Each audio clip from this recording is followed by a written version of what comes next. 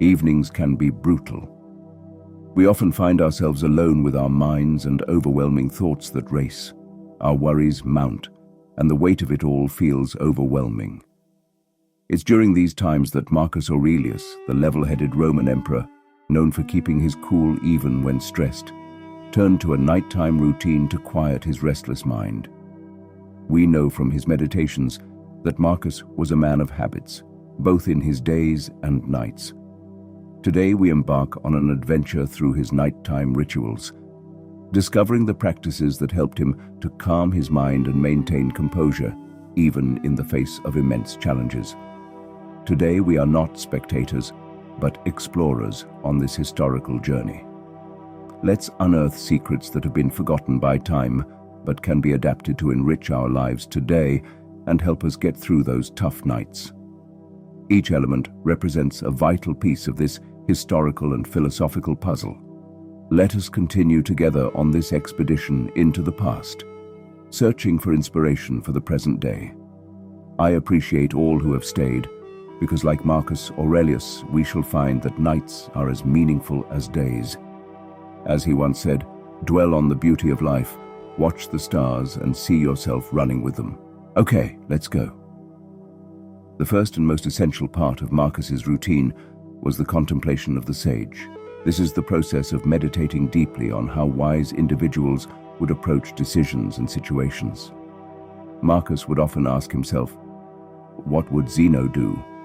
Zeno was the Greek philosopher who pioneered the concept of Stoicism, which profoundly shaped Marcus's worldview. By channeling the wisdom of sages like Zeno, Marcus aimed to detach himself from unhelpful emotions and make level-headed choices he could feel confident in. Modern Stoics suggest contemplating one's best traits, or an ideal version of oneself. The benefit of this contemplative stage is that it provides a detached, prudential framework for decision-making. Marcus avoided getting misled by momentary impulses and instead consulted his deepest values, modeled on those he most admired. This gave him faith that his judgments were ethically grounded. By choosing actions aligned with wisdom figures, he felt assurance that even difficult outcomes were the right ones. Here is a more modern example. After a long and stressful day at work, John returned home feeling frustrated and impatient with his colleagues and boss. As he prepared for bed, he remembered the Stoic practice of contemplating the sage. John thought about his friend Ryan, who exemplified qualities like patience, understanding, and level-headedness that John aspired to embody. He asked himself, what would Ryan do if he were in my shoes today? John imagined Ryan dealing with workplace frustrations with equanimity and responding to others with empathy rather than anger. Instead of judging or criticizing, Ryan would seek to understand different perspectives. Even when met with unfairness, he would handle it with grace. Contemplating this ideal of wisdom and virtue helped John step back from his reactive emotions. He felt a renewed sense of control and gained insight into how he could better manage tense relationships. By journaling about what ethical principles Ryan would follow, John fell asleep with a clearer mind and commitment to exemplifying such virtues himself in the future. The inner sage provided guidance to face work challenges with wisdom and virtue. The contemplation of sages provided a daily anchor for thoughts and deeds of both ancient Marcus Aurelius and modern-day John. In the next stage, one takes a contemplative view of the day. In this phase of his evening reflections, Marcus Aurelius would mentally survey the events and encounters of his day from a detached, objective perspective. He would start by reviewing his own thoughts, words, and actions, analyzing his motivations, judgments, and decisions with brutal honesty. Progressively widening his self-examination, he would consider the behavior and impact of those closest to him, his family, friends, and close advisors. He would reflect on how his own conduct may have affected them, whether positively or negatively. Broadening his scope further, he would expand his retrospective to encompass wider circles of contacts, more distant imperial administrators, military officials, visitors to his court. Zooming out to the farthest vantage, he would envision the vast web of citizens spread across the expanse of the empire. He would imagine the humble farmer barely making ends meet, the merchant traveling dangerous roads, the soldier standing guard at some far-flung outpost, all lives indirectly touched by imperial policies. At this panoramic scale, Marcus would contemplate how his actions as emperor might have innocuously affected thousands of unknown subjects for good or ill. Gazing inward, then gradually seeing more outward with equal clarity, this philosophical view of the day exercise anchored Marcus in first principles, understanding himself, then reasonably judging his leadership's impact on others. Here is a more modern example. At the end of a long workday, Mark retires to reflect on the events and interactions of the last 24 hours.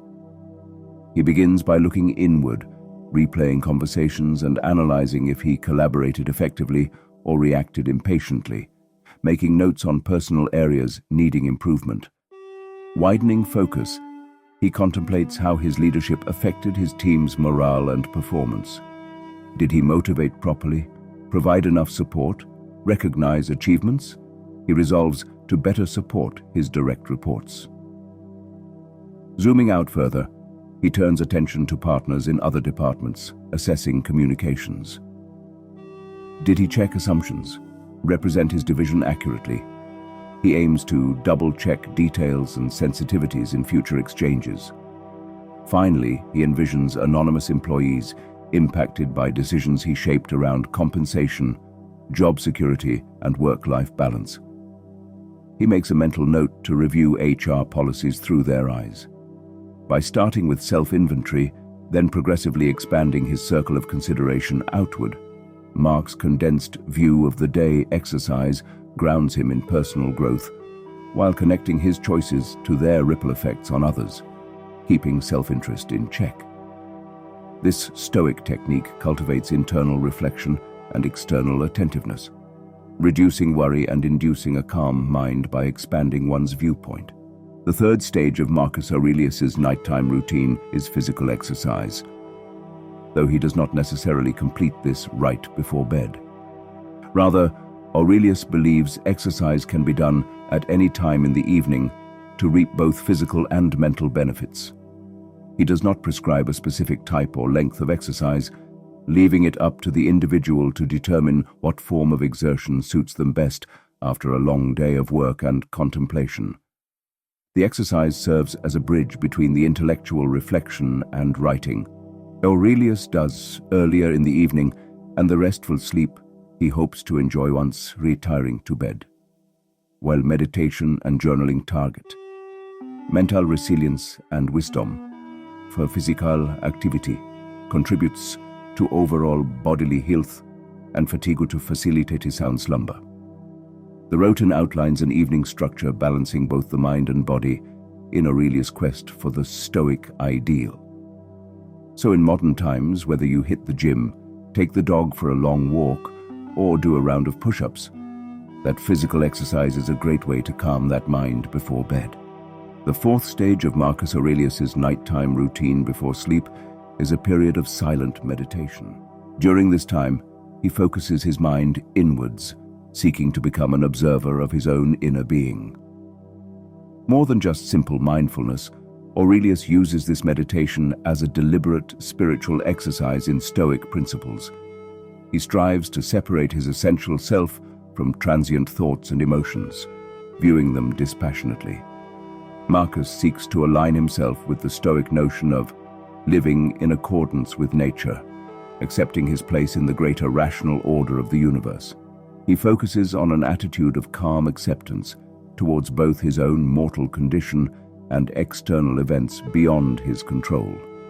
By meditating in this manner, quietly contemplating his ephemeral existence within an ultimately harmonious cosmos, Aurelius prepares his mind for tranquil rest, having consciously reconnected with core Stoic virtues of self-control, resilience, and recognition of what one can and cannot change.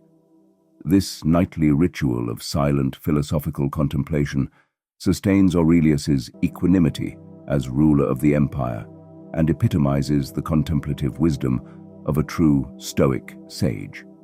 In modern times, after a long day at the office, Jonathan unwinds with his evening ritual adapted from Marcus Aurelius's meditative practices. As he prepares for bed, Jonathan takes time to sit in quiet solitude. He makes a conscious effort to turn his focus inward, observing the thoughts and emotions passing through his mind without judgment. Jonathan reflects on the stresses of the day, the difficult client meeting, the harsh words from his boss, and tries to view them with stoic detachment. He reminds himself that external events and other people's actions are transient things beyond his control. By letting go of frustration and anger, Jonathan aligns with the Stoic view of living in accordance with nature and accepting with equanimity one's place in the wider world. He contemplates the greater rational order of the universe, finding a sense of perspective on his own mortal troubles. This meditation allows Jonathan to tap into inner reserves of tranquility and patience. By clearing his mind through contemplative awareness, he prepares for restful sleep, having reconnected with core Stoic principles of resilience, non-attachment, and focusing only on what he can control. Jonathan's modern adaptation of Marcus Aurelius's ancient nightly ritual offers him an island of calm amidst life's daily storms. The final stage of Marcus Aurelius's nighttime routine involves the review of the day, which entails a thorough examination of the day's events in as close to chronological order as possible. This includes reflecting on occurrences, actions taken, thoughts pondered, and emotions experienced throughout the day. Here is an example of how he might have implemented this routine straight from Marcus. As I review the events of this day from morning until evening, I call to mind both my external experiences and my inner thoughts and feelings. I commence the day by arising before dawn and reciting my usual meditations on the value of each new day. Though I felt a mild dread about the tasks before me, I quickly reminded myself that my duty is to serve Rome to the best of my abilities. My morning meetings with my counselors and generals went smoothly as we made plans for new campaigns along the Danube frontier. Yet I noticed myself growing impatient when debates dragged on. I must continue to practice temperance even when tired or vexed. The afternoon brought a tense encounter with my headstrong son Commodus, who seems unwilling to apply himself in his studies. Though I admonished him sternly, I felt my own frustration rising to match his. I must think of wiser ways to guide him. He is but a boy who needs patient instruction. Overall, I acted reasonably well in difficult circumstances today. But the events illuminated areas where I can improve in Stoic self-control and leadership. I must make a special effort tomorrow to curb my vexation. With reflection and dedication of purpose, each day brings me closer to the ideal of rational wisdom embodied by philosophers like Socrates and Epictetus. Thank you, Marcus Aurelius, for your wisdom and guidance, and thank you all for listening today. We appreciate your time and would be grateful if you subscribed if you found this guide helpful. We hope to see you again soon. Have a great Stoic day.